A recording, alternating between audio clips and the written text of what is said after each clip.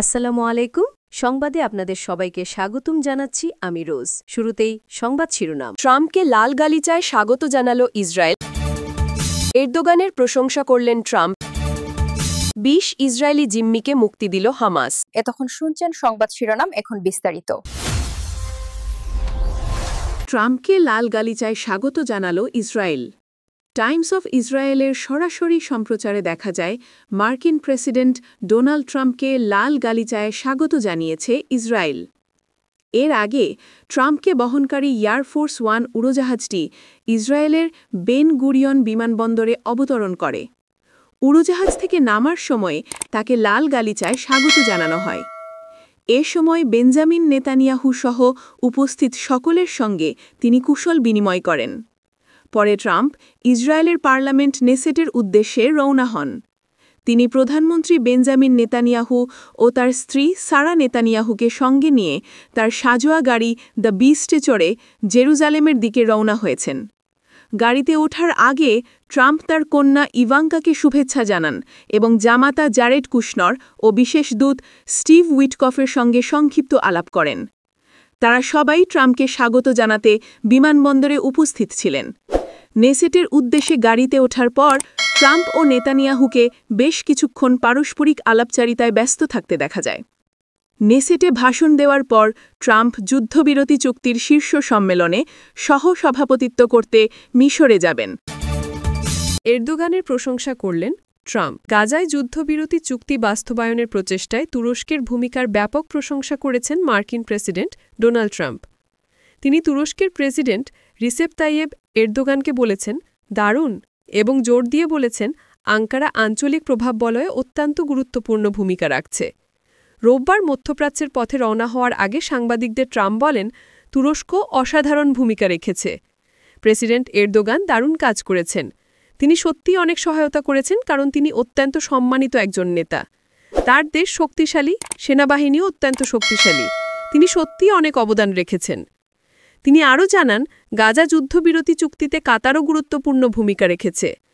কাতারের আমির Sheikh Tamim bin Hamad Al থানিকে তিনি বর্ণনা করেন অসাধারণ মানুষ হিসাবে। ট্রাম্প বলেন তার দেশ সবকিছুর কেন্দ্রবিন্দুতে অবস্থান করছে। সংযুক্ত আরব আমিরাত বা সৌদি আরব থেকে যেখানে যেতে ১.৫ ঘণ্টা লাগে, কাতার সেখানে সরাসরি মাঝখানে। কাতারকে কৃতিত্ব দেওয়া শুরু করা উচিত। প্রেসিডেন্ট ট্রাম্প আরও উল্লেখ করেন যুদ্ধবিরতি আলোচনায় সংযুক্ত আরব আমিরাত, সৌদি আরব, ইন্দোনেশিয়া ও জর্ডানও ভূমিকা রেখেছে। এই মন্তব্যের পর ট্রাম্প ইসরায়েলের উদ্দেশ্যে রওনা হন। এরপর তিনি যাবেন মিশরের শারমাল শেখে, যেখানে সোমবার শুরু হবে শারমাল শেখ শান্তি সম্মেলন। মিশরের প্রেসিডেন্ট আবদেল ফাত্তা আল সিসির সঙ্গে যৌথভাবে আয়োজিত এই সম্মেলনের লক্ষ্য গাজা উপত্যকার যুদ্ধের অবসান, মধ্যপ্রাচ্যের শান্তি ও স্থিতিশীলতা জোরদার করা এবং আঞ্চলিক নিরাপত্তা ও স্থিতিশীলতার নতুন যুগের সূচনা করা। ২০ ইসরায়েলি জিম্মিকে মুক্তি দিল হামাস।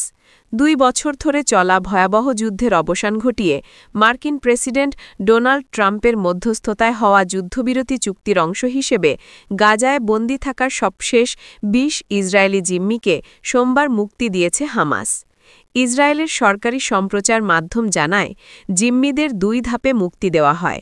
প্রথমে ৭ জন এবং পরে দক্ষিণ গাজার খান ইউনিসে আরও ১৩ জনকে রেড ক্রসের কাছে হস্তান্তর করা হয়।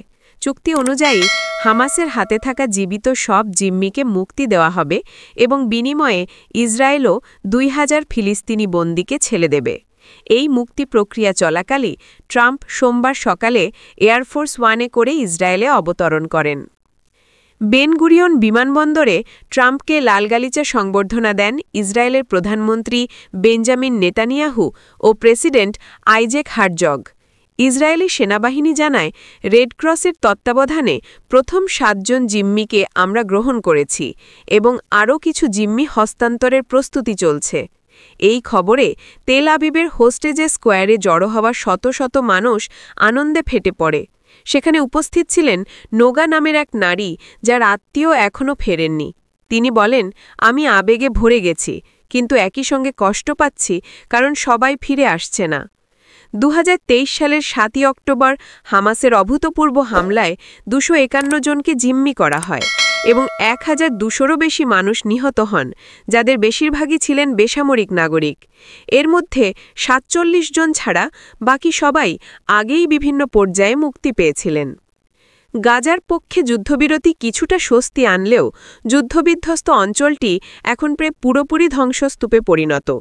38 বছর বয়সী ফাতিমা সালেম বলেন, আমি যখন গাজা সিটিতে আমার শেখ রাদওয়ান এলাকায় ফিরলাম, কিছুই আগের মতো লাগছিল না। চারপাশের ঘরবাড়ি, পরিচিত চিহ্ন সবকিছু হারিয়ে গেছে। তবুও মনে হচ্ছিল আমি আমার ঘরে ফিরেছি, যদিও এখন সেটা ধ্বংসস্তূপ। তিনি আরও বলেন, আমরা ভাঙা ঘরের পাশে একটি তাঁবু ফেলব, সেখানেই থাকব যতদিন না পুনর্গঠন শুরু হয়। ইউরোপীয় ইউনিয়নের পররাষ্ট্রমন্ত্রী কায়া কালাস হামাসের মুক্তিপ্রাপ্ত জিম্মিদের খবরকে শান্তির পথে গুরুত্বপূর্ণ মাইলফলক বলে আখ্যা দেন। তিনি এক্স বা সাবেক টুইটারে লেখেন, এই সাফল্য ট্রাম্পের নেতৃত্বেই সম্ভব হয়েছে। গাজায় যুদ্ধবিরতি কার্যকর হওয়ার পর আন্তর্জাতিক মহল এখন নজর রাখছে ট্রাম্পের নেতৃত্বে শার্ম আল শেখে অনুষ্ঠিতব্য শান্তি সম্মেলনের দিকে, যেখানে স্থায়ী শান্তির রূপরেখা নিয়ে আলোচনা হবে।